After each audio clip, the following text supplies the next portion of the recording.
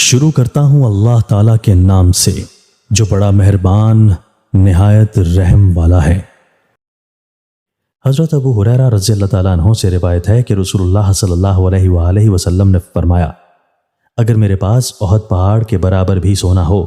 تو میری خوشی یہی ہوگی کہ مجھ پر 3 راتیں بھی ایسی نہ گزریں کہ میرے پاس اس میں سے کچھ بھی باقی ہو، بجز اس کے کہ میں کسی قرض کی ادائیگی کے لیے اس میں سے کچھ روک لوں۔ حضرت ابو ہریرہ رضی اللہ تعالیٰ عنہ سے روایت ہے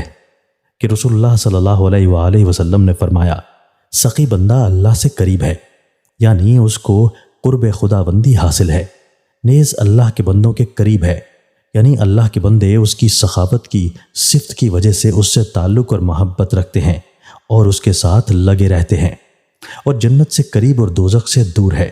اور بخیل اور کنجوس آدمی اللہ سے دور، یعنی قرب خداوندی کی نعمت سے محروم ہے،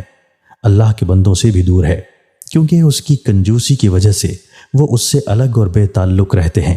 اور جنت سے دور اور دوزخ سے قریب ہے، اور بلا شبہ ایک بے علم سخی اللہ تعالیٰ کو عبادت گزار کنجوس سے زیادہ پیارا ہوتا ہے۔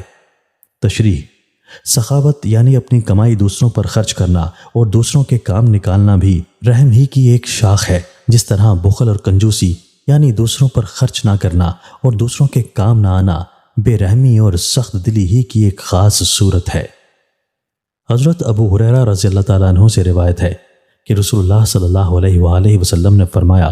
حرص و بخل اور ایمان کبھی ایک دل میں جمع نہیں ہو سکتے، یعنی بخیلی اور کنجوسی اور ایمان کا کوئی جوڑ نہیں۔ تشریح: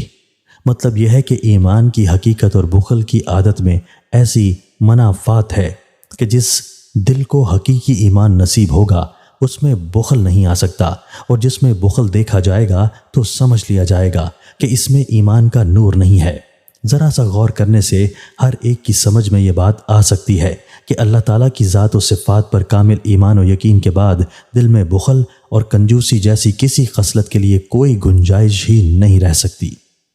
حضرت ابو بکر صدیق رضی اللہ تعالیٰ عنہ رسول اللہ صلی اللہ علیہ وآلہ وسلم سے روایت کرتے ہیں کہ آپ نے ارشاد فرمایا،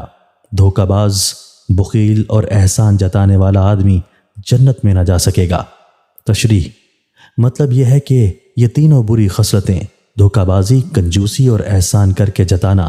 ان خطرناک اور تباہ کن عادات میں سے ہیں جو جنت کے راستے میں رکاوٹ بننے والی ہیں۔ اس لیے جو بندے جنت کے شائق اور دوزخ سے خائف ہوں ان کو چاہیے کہ ان عادتوں سے اپنی حفاظت کریں۔